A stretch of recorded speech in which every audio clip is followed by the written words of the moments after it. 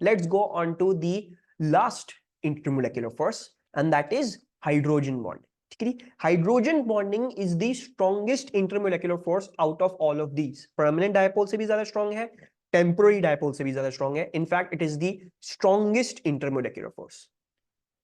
London forces ये होती हैं, वैन डर वाल्स फोर्सेस ये होती हैं. जो लंदन फोर्सेस होती हैं, sorry, London forces are temporary dipoles. Sir ये भी हम इधर लिख देते हैं, ये जो है ना लंदन फोर्सेस.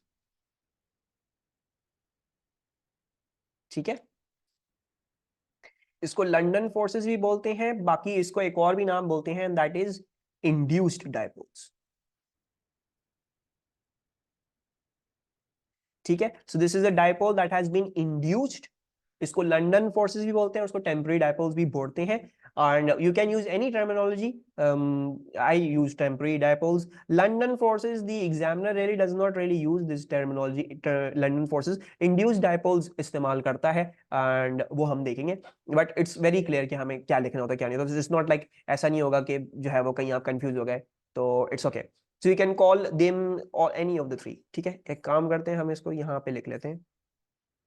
इसको इंड्यूस्ड डायपोल और लंदन फोर्सेस भी बोलते हैं, या फिर इसको इंस्टेंटेनियस डायपोल भी बोलते हैं. इंस्टेंटेनियस डायपोल फोर्सेस भी बोलते हैं, इंड्यूस्ड डायपोल फोर्सेस भी बोलते हैं. Lot of names for this one force. ठीक है, but temporary dipoles is okay for us for now. अच्छा, hydrogen bonding, this is the strongest intermolecular force. ठीक है, ये इसके लिए जरूरी क्या है, टेम्पररी भी डायपोल्स होने चाहिए और परमानेंट डायपोल्स भी होने चाहिए. परमानेंट डायपोल्स अगर होंगे तो उस पे एक और अगर कंडीशन आ जाए तो उसमें फिर हाइड्रोजन बॉन्डिंग भी होगी. So when do you have hydrogen bonding? So hydrogen bonding is a force of attraction between a hydrogen bonded to a very electronegative atom and a neighboring lone pair. ठीक है, मतलब क्या है इस बात का? इस बात का मतलब ये है कि सबसे पहली बात तो ये है कि टेम्पररी डायपोल तो उसमें होंगे होंगे, बिकॉज हर मॉलिक्यूल में टेम्पररी डायपोल है. परमानेंट डायपोल भी उसमें होंगी. क्यों? Because hydrogen has to be bonded to a very electronegative element. तो इसका मतलब है पोलर भी होगा compound. So therefore you should have permanent dipole as well. और मजीद हाइड्रोजन बॉन्डिंग के लिए कंडीशन क्या है? मजीद हाइड्रोजन बॉन्डिंग के लिए कंडीशन ये है कि जो हाइड्रोजन है that should be bonded to fluorine, oxygen या फिर नाइट्रोजन. ये तीन एलिमेंट्स के साथ अगर बॉन्डेड होगा तो फिर इसमें हाइड्रोजन बॉन्डिंग होगी. इसके अलावा कोई और एलिमेंट हो, क्लोरीन ही क्यों ना हो, चौथा एलिमेंट ही क्यों ना हो जो मोस्ट इलेक्ट्रोनेगेटिव है, उसमें भी हाइड्रोजन बॉन्डिंग नहीं होगी. Right? So either the hydrogen has to be bonded to fluorine, either it has to be bonded to an oxygen, or either it has to be bonded to a nitrogen. यानी पहले तीन जो most electronegative elements हैं फॉन्कल में से, उनके साथ अगर बॉन्डेड है डायरेक्टली, इनडायरेक्टली भी नहीं. ये नहीं हाइड्रोजन यहाँ पे है पर कार्बन है पर फ्लोरीन है, इसमें हाइड्रोजन बॉन्डिंग नहीं होगी. स्पेसिफिकली मतलब यह है hydrogen should be directly bonded to a fluorine. It should be directly bonded to a very very very electronegative element. ठीक है, तब उस केस में आपके पास हाइड्रोजन बॉन्डिंग डेवलप होती है. So for example in HF you can have hydrogen bonding. ठीक है, so this is D minus, this is D plus. और क्यों वेरी इलेक्ट्रोनेगेटिव एलिमेंट क्यों चाहिए? वो इसलिए चाहिए क्योंकि वेरी इलेक्ट्रोनेगेटिव एलिमेंट क्या करेगा, वो इलेक्ट्रॉन डेंसिटी खींच के अपनी तरफ सबसे ज्यादा कर चुका होगा. हाइड्रोजन बेचारा ऐसा ही होगा, बिल्कुल अपने इलेक्ट्रॉन से बस छिन गए उससे. तो इस पे जो डेल्टा पॉजिटिव चार्ज आएगा इस केस में वो बहुत ज्यादा बड़ा आएगा, और इस केस में इस पे जो डेल्टा नेगेटिव चार्ज आएगा वो इस पे बहुत ज्यादा बड़ा आएगा. Right? So therefore this facilitates the formation of this strongest intermolecular force, the hydrogen bond. ठीक है, सो हाइड्रोजन फ्लोराइड में the fluorine is the most electronegative in the periodic table. वो इलेक्ट्रॉन डेंसिटी खींच के अपने पास ही रख लेता है. तो उस केस में hydrogen has a very very very big delta positive charge and the fluorine has a very very very big delta negative charge. ठीक है, can you mark D minus D plus for H2O? कैसे mark करते हैं इसमें D plus D minus? और NH3 के लिए भी is this polar? Is H2O polar? Why do I feel like जो है वो हम बोल रहे हैं. चलो चलो शाबाश, I need everyone to participate हल्का सा. Okay, so this is D minus, this is D plus, and this is D plus. This is D plus, this is D plus, this is D plus, and this is D minus. All of these are polar. ठीक है, non symmetrical molecules हैं तो polar सारे के सारे हैं, and the hydrogen is also bonded to a very very very electronegative element. So इन तीनों में क्या होगा, इन तीनों में आपके पास हाइड्रोजन बॉन्डिंग आएगी।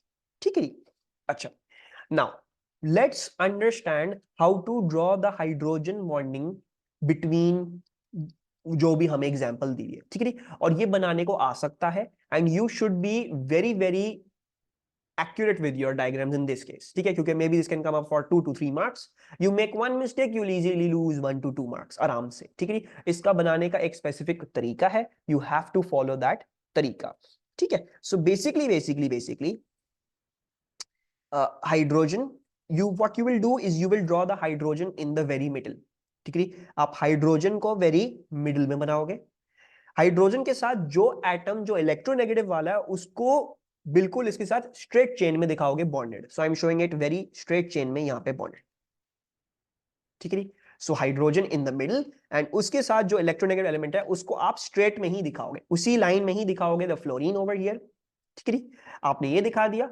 अब आप क्या करोगे, जो फ्लोरीन अपना लोन पेयर इस्तेमाल करके हाइड्रोजन को अट्रैक्ट कर रहा है वो भी इसी लाइन में ही दिखाओगे। यानी इस हाइड्रोजन को जो नेबरिंग फ्लोरीन अट्रैक्ट कर रहा है अपने लोन पेयर की मदद से, उसको भी कहां दिखाओगे आप, उसको भी इसी स्ट्रेट लाइन में आप दिखाओगे। ठीक है, and then just complete this diagram. ये चाहे अब यूं दिखा दो या यूं दिखा दो या इसको भी यूं ही दिखा दो तो कोई मसले की बात नहीं। रूल क्या है, hydrogen in the middle, the one it's bonded to should be in the straight line, the one to which it will hydrogen bond to should also be in a straight line। and आपने फिर bonding कैसे दिखानी है, make sure you mark all of the lone pairs, you have to draw all of the lone pairs। so इधर भी lone pairs, इधर भी lone pairs, make sure you mark the d plus d minus as well, this is d minus, this is d plus, this is d minus, this is d plus, and then you show the hydrogen bonding through a dashed line between them, and this is your hydrogen bond, and this is the specific rule to draw hydrogen bonding। और ये rule हमने अपनी मर्जी से बनाया है, ये ऐसा ही नहीं है कि आप सिर्फ नोटेशन बनाने के लिए कर रहे हो। Why is this basically happening? वो इसलिए हो रहा है, well we'll actually study this in VSEPR theory। खैर बहरहाल ये हो रहा है कि बेसिकली, चलो बल्कि I teach you it over there, हम उधर सीखेंगे, अभी समझ में नहीं आएगा, अभी कंफ्यूज हो जाओगे। So just rememberize the rules, hydrogen in the middle, the one it's bonded to straight with it, the one to which it will hydrogen bond to वो भी स्ट्रेट। ठीक है, बाकी उस चीज का फिर कहीं भी बनाओ जैसे भी दिखाओ, उसका मसला नहीं है। ठीक है, make sure you mark all of the lone pairs, make sure you mark the d plus d minus, and then you also have to draw a dotted line. इसी तरह क्या कर लेते हैं, H2O की देख लेते हैं, how to draw the diagram for H2O। तो H2O की कैसे होगी, hydrogen in the middle, the one it is bonded to straight chain में। ठीक है, अब ये H2O है, so I am just showing the other hydrogen like this. ठीक है, ऐसे दिखा देते हैं। सो मैंने इस तरीके से दिखा दिया। अब ये जो हाइड्रोजन जिसके साथ या जिसके साथ हाइड्रोजन बॉन्डिंग करेगा, जिसके लोन पेयर की तरफ अट्रैक्ट होगा, वो भी स्ट्रेट में आना चाहिए। So basically, the oxygen that is using its lone pair to attract this hydrogen should also be in the straight line। ठीक है, and then just complete this diagram, इसका ये और ये। ठीक है, make sure you mark all of the lone pairs, oxygen has 2 lone pairs, तो मैंने ये मार्क कर दिए, and then जो है also mark d plus d minus, this is d minus, d plus, d plus, d minus, d plus, d plus, and your hydrogen bonding is going to be this is your hydrogen bond। ठीक है, सब कुछ समझ में आ रहा है कैसे करना है, हमें हाइड्रोजन बॉन्डिंग कैसे दिखानी है? Yes, okay, so now you have 2 homework questions. Homework questions क्या है? You have to draw the hydrogen bonding in ammonia, and the other question is you have to draw the hydrogen bonding between H2O and CH3 CH2OH। You have to draw the hydrogen bonding between water and ethanol as well। So water and ethanol के बीच में बनानी है और NH3 की बनानी है hydrogen bonding कैसे हो। ठीक है, I'll send these questions to you on WhatsApp। Make sure कल की क्लास में आने से पहले you draw both of these diagrams and have an idea, ताकि हम फिर डिस्कस कर सके क्या मिस्टेक्स आ रही हैं, क्या हो रहा है, क्या नहीं हो रहा। So ammonia, and then water is hydrogen bonding to ethanol, so we also do that. ठीक है, लास्ट पेज फॉर टुडे ये डिस्कस कर लेते हैं हम थोड़ा सा, एंड फिर जो है वो क्या कहते हैं, आज की क्लास को खत्म करेंगे. Let's just discuss this last page. I just want to discuss these two questions. ये समझ लेते हैं तो फिर हम कल बाकी सारी डिस्कशन कर रहे होंगे. ठीक है, अब देखोगे अगर मैं इस ग्राफ को देखूं, ठीक है, let's look at this graph. H2O, H2S, H2Se, H2Te, ये क्या दिखाने की कोशिश कर रहा है आपको ये graph? Oxygen, sulphur, selenium, tellurium all are in the same group. Oxygen, sulphur, selenium, tellurium, they all are in the same group. ठीक है, hydrogen fluoride, HCl, HBr, HI same group में, उसका ट्रेंड दिखा रहा है. NH3, PH3, ASH3, SBH3, BiH3, ये उनका भी आपको ट्रेंड दिखा रहा है. ठीक है, so the first question is, why does H2S have a lower boiling point than H2O? H2S का H2O से बॉइलिंग पॉइंट इतना ज्यादा कम क्यों है? इसका 100 डिग्री सेल्सियस, इसका 60 degree Celsius. Why is there such a big difference?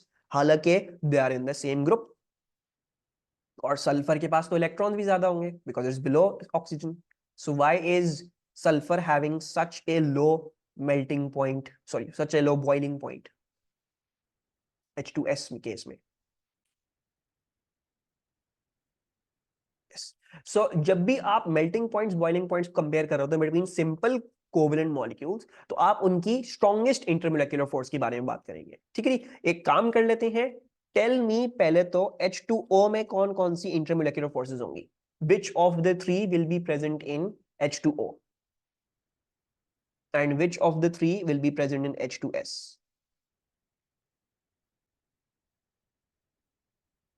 So in water सिर्फ ये गलती मत कीजिएगा ये समझ के कि वाटर में सिर्फ हाइड्रोजन बॉन्डिंग नहीं, वाटर में हाइड्रोजन बॉन्डिंग भी है, परमानेंट डायपोल्स भी है, टेम्परेरी डायपोल्स भी. टेम्परेरी डायपोल्स तो हर चीज में होती है, परमानेंट डायपोल्स पोलर चीज में होती है, वाटर इज पोलर. और हाइड्रोजन बॉन्डिंग किस में होती है? जब हाइड्रोजन बॉन्डेड होता है टू ऑक्सीजन, फ्लोरीन या नाइट्रोजन. ठीक है, so it will have all three. So it will have hydrogen bonding, it will have permanent dipoles, and also temporary dipoles. और H2S में हाइड्रोजन बॉन्डिंग नहीं होगी because this is not an electronegative, लेकिन permanent dipoles होंगी. It will have permanent dipoles and it will also have temporary dipoles. So when I ask why does H2S have a lower boiling point than H2O, so basically H2O has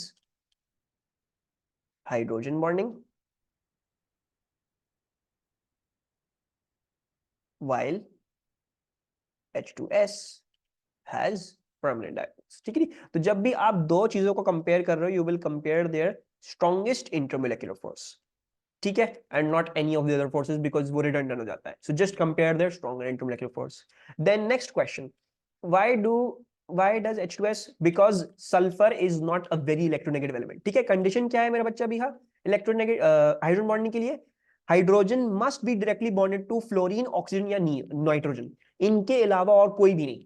इनके अलावा कोई भी हो, chlorine ही क्यों ना हो, वो भी नहीं दिखाएगा आपको हाइड्रोजन बॉन्डिंग.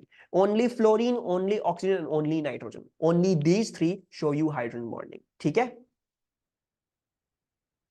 सही है. So H2S will not show us hydrogen bonding. Why do boiling points increase from HCl to HBr to HI? तो आप HCl से HBr to HI जा रहे हैं, तो यहाँ पे boiling points increase क्यों कर रहे हैं? From HCl to HBr to HI. Why is that happening? Any ideas? HCl, HBr, HI. Why are the boiling points increasing? तो वी जस्ट स्टडीड हैलोजेंस में जब नीचे जाते हो डाउन द ग्रुप तो क्या होगा? Number of electrons are increasing. Since the number of electrons are increasing, the temporary dipole forces are getting strong. तो we will say the number of electrons are increasing, therefore the temporary dipole forces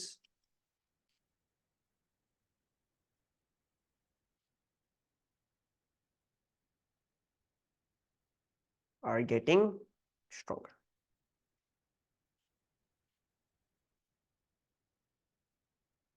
ठीक है, and on that note I am ending today's class इधर ही 10:45 पे and कर रहा हूँ, थोड़ा सा जल्दी खत्म कर रहा हूँ, ठीक है। No, permanent does not increase with, क्या कहते हैं, the permanent dipoles do not increase with number of electrons, ठीक है। तो परमानेंट डायपोल्स क्लोरीन में है, HCl में है परमानेंट डायपोल्स, HBr में परमानेंट डायपोल्स नहीं है, HI में परमानेंट, HBr में भी हल्की फुल्की परमानेंट डायपोल्स होंगी because there is difference electronegativity, HI में इतना इलेक्ट्रोनिटी डिफरेंस नहीं है तो इसमें परमानेंट डायपोल्स नहीं होंगी। लेकिन बात यह है कि HCl to HBr to HI जाते हुए क्या हो रहा है, नंबर ऑफ इलेक्ट्रॉन्स इतने ज्यादा इंक्रीज कर रहे होते हैं, जो परमानेंट डायपोल्स हैं भी वो भी आउटवे हो जाती है। The temporary dipole forces are then causing major of the majority of the boiling point का increase. So permanent dipole forces, one thing, they do not get affected by the number of electrons, ठीक है, तो उनको फर्क नहीं पड़ेगा number of electrons पे से, वो किस पे डिपेंड करती है, वो polarity of a molecule पे डिपेंड करती है। तो अगर मॉलिक्यूल पोलर है तो उसमें होंगी परमानेंट डायपोल्स, अगर नहीं है तो उसमें नहीं होगी, ठीक है। और दूसरी चीज, why is HI so having a higher boiling point, हालांकि इतना पोलर नहीं होता, so that's because कि इसमें जाते हुए यहां से यहां the number of electrons are increasing so drastically from Cl to bromine to iodine that the temporary dipole forces outweigh the permanent dipole forces. तो हाँ, HCl has permanent dipole forces, those are stronger than the temporary dipole forces in HI, लेकिन HI में इतनी ज्यादा temporary dipole forces है कि वो इसकी permanent dipole forces को शैडो कर देता है, वो इससे ऊपर निकल आती है, ठीक है। दे बिकम द चैंपियंस, सही है। If there are any problems, any confusions, तो you can wait and ask, अगर नहीं तो I am ending today's very very I think boring class थी आज की, ठीक है। इंशाल्लाह जो है वो will continue with all of this and get doing with other questions as well. अल्लाह हाफिज।